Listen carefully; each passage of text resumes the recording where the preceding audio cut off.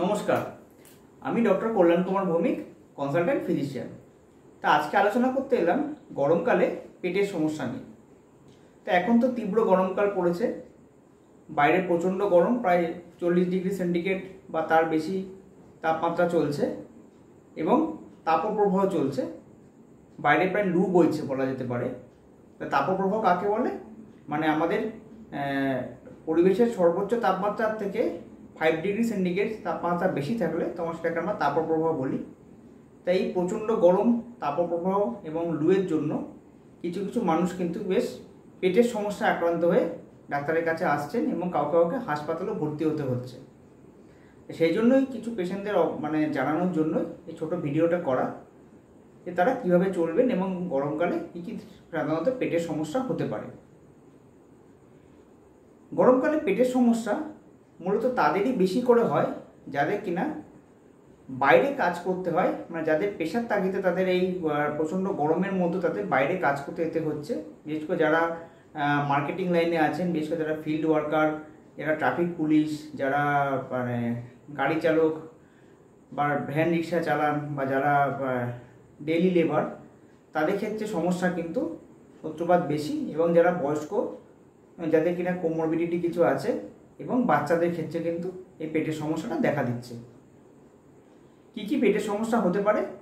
যেমন বেশিরভাগ যেটা হচ্ছে গরমকালে ডায়রিয়ার সমস্যাটা বেশি হচ্ছে। ডায়রিয়া এবং বমি, প্রচণ্ড পেট কামড়ে কামড়ে ব্যথা হতে পারে, এবং যেটা হচ্ছে পাতলা পায়খানা হচ্ছে পেশেন্ট, এবং বেশ কিছুবার অনেকবার বমি হচ্ছে। তার ফলে যেটা হয় হচ্ছে শরীর কিন্তু ডিহাইড্রেশন হয়ে যায়। ডিহাইড্রেশন হওয়ার ফলে কী হচ্ছে, শরীরে শুধু ডিহাইড্রেশন শুধু হচ্ছে তাই নয়, এবং ইলেকট্রোলাইট ইমব্যালেন্সও হচ্ছে, মানে সোডিয়াম পটাশিয়াম ক্লোরাইডের ভারসাম্য হারিয়ে যাচ্ছে এবং মানুষ কিন্তু বেশ অসুস্থ হয়ে পড়ছে। এবং এইসব পেশেন্টদের কিন্তু হাসপাতালে ভর্তি হয়ে ইন্ট্রাভেনাস ফ্লুইডও দিতে হচ্ছে। আর যে কিছু একদল পেশেন্ট আসছে, তারা কিন্তু আসছে তাদের জন্ডিসে আক্রান্ত হয়ে। এই জন্ডিস কিন্তু মূলত বেশিরভাগ ক্ষেত্রেই ভাইরাল হেপাটাইটিস এ, যেটা কিনা ফিকো ওরাল রুটে ট্রান্সমিশন হয়, মানে খাদ্যবাহিত এবং জলবাহিত। এবং যেটা হচ্ছে এই সমস্ত পেশেন্টদের যেটা হচ্ছে, একটা হালকা জ্বর থাকছে এবং চোখ হলুদ হয়ে যাচ্ছে এবং প্রস্রাব গাঢ় সর্ষের তেলের মতো হলুদ হচ্ছে, এবং তাদের খিদে থাকছে না, বমি ভাব, পেটে ব্যথা হচ্ছে। আর কিছু গ্রুপ অফ পেশেন্টের যেটা হচ্ছে, তারা আক্রান্ত হচ্ছে টাইফয়েডে, যেটা কিনা সালমোনেলা টাইফি এবং সালমোনেলা প্যারাটাইফি নামক একটা ব্যাকটেরিয়ার দ্বারা সংক্রামিত হয়। এর ফলেও কিন্তু পেশেন্টের যেটা হচ্ছে, পেশেন্টদের একটা বেশ ভালো জ্বর থাকছে, মাথা যন্ত্রণা, পেটে ব্যথা, বমি ভাব, এই সমস্ত সিমটম নিয়ে তারা কিন্তু প্রেজেন্ট করছে। এই ডায়রিয়াগুলো যেগুলো হচ্ছে, বেশিরভাগ ক্ষেত্রে কিন্তু তারা ভাইরাল ডায়রিয়াই বলা যেতে পারে। তাহলে এবার জেনে নিই এই তীব্র গরমে পেটের সমস্যা থেকে মুক্তি মিলবে কিভাবে। তা প্রথমে 1 নম্বর পয়েন্ট বলবো, যাদের গরমকালে বাইরে কাজ করতে হচ্ছে পেশাগত তাগিদে, তারা কিন্তু রোদে বেরোনোর সময় ছাতা ব্যবহার করবেন এবং একটা সানগ্লাস ইউজ করবেন, এবং ফুল হাতা শার্ট পরবেন, এবং সুতির ঢিলে ঢালা পোশাক পরে বেরোবেন, এবং জামা কাপড় যেন হালকা রঙের হয়। এবং চেষ্টা করবেন দুপুর 12টা থেকে 4টে এই সময়টুকু রোদ্রে না বেরোনোর। এবং বেরোনোর সময় রাস্তাঘাটে চলার সময় জলের বোতল রাখবেন, এবং পারলে জলের বোতলের মধ্যে ওআরএস গুলে নিয়ে যাবেন, যেটা কিন্তু তারা অল্প অল্প করে খেতে পারবেন, তাহলে শরীরে জল শূন্যতাটা তৈরি হবে না প্রচণ্ড ঘাম বেরিয়ে গিয়ে। 2 নম্বর হচ্ছে, আপনারা সহজ পাচ্য খাবার খাবেন। এই সময় কিন্তু বিশেষ করে কোনো তেল ঝাল মশলাযুক্ত খাবারটা অ্যাভয়েড করে চলবেন, তাহলে কিন্তু পেটের সমস্যা হবে না। 3 নম্বর পয়েন্ট হচ্ছে, রাস্তায় বেরিয়ে বাইরের কোনো কাটা ফল খাবেন না, খোলা ফল খাবেন না, এবং খোলা জায়গায় বিক্রি হওয়া কোনো আখের রস বা শরবত, এই জাতীয় লস্যি, এগুলো কিন্তু রাস্তায় খোলা জায়গায় যেগুলো বিক্রি হচ্ছে সেগুলো খাবেন না। কারণ যে জলটা ইউজ করা হচ্ছে এবং যে বরফটা দিচ্ছে সেটা কিন্তু স্বাস্থ্যসম্মতভাবে নাও তৈরি করা হতে পারে।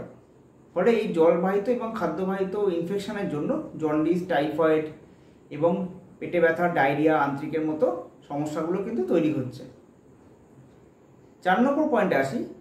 আপনারা এই সময় শরীরকে হাইড্রেটেড রাখতে জল বেশি করে খাবেন, ওআরএসের শরবত খেতে পারেন। যাদের কোনো কিডনির সমস্যা নেই তারা ডাবের জল খেতে পারেন। ডাবের জলে কিন্তু প্রচুর পরিমাণে পটাশিয়াম থাকে, যেটা কিন্তু শরীরের ইলেকট্রোলাইট মেনটেন করে। এছাড়া নুন চিনি শরবত, দইয়ের ঘোল ইত্যাদি খেতে পারেন। চেষ্টা করবেন শরীরকে সবসময় ঠান্ডা রাখতে। 5 নম্বর হচ্ছে এই সময় কফি খাবেন না। বিশেষ করে কফি কিন্তু প্রচণ্ড ডায়ুরেটিক, শরীরে জল শূন্যতা তৈরি করে। চা খাওয়া, গরম চা 1-2বার খেতে পারেন, কিন্তু যাদের বারে বারে চা খাওয়ার অভ্যাস তারা চা খাওয়ার অভ্যাসটা একটু কমিয়ে দেবেন।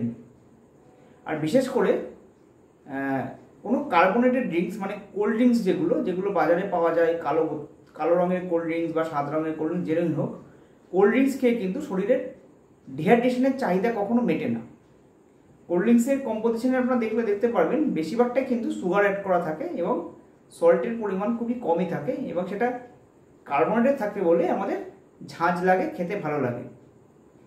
বেস্ট ফ্লুইড হচ্ছে ওরাল রিহাইড্রেশন সল্ট মানে ওআরএস, এবং জল খাওয়া বা দইয়ের ঘোল টোল করে খাওয়া, এইসব জাতীয়। 6 নম্বর হচ্ছে এই সময় আপনারা মৌসুমি ফল খেতে পারেন, যেটা রসালো ফল, যেটা কিন্তু শরীরে জলের চাহিদা মেটাবে। প্রকৃতি কিন্তু এই সময় রসালো ফলগুলো প্রচুর পরিমাণে পাওয়া যায়, যেমন শসা, আম, তরমুজ, ফুটি, এই জাতীয় ফলগুলো আপনারা খাবেন। যাদের ডায়াবেটিসের সমস্যা আছে তারা যাদের মানে সুগারের মাত্রা কীরকম সেই বুঝে আপনার চিকিৎসকের সাথে পরামর্শ করে কী কী ফল খেতে পারবেন সেটা আলোচনা করে নেবেন। এবং 7 নম্বর বলি, সর্বোপরি হাত ভালো করে ধুয়ে খাবার খাবেন। এবং যেটা করবেন,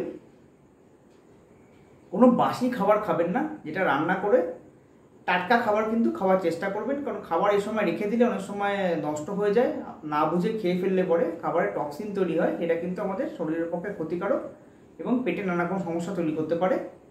এবং ফল, বাড়িতে যে ফলটা আপনারা নিয়ে আসছে সেটা টাটকা কেটে খেয়ে নেওয়াই ভালো। ফলটা রেখে দেওয়া উচিত না, বা ফ্রিজে ফল রেখে অনেকদিন ধরে খাওয়াটাও উচিত নয়। মানে কেটে ফল রেখে খাওয়াটা উচিত নয়।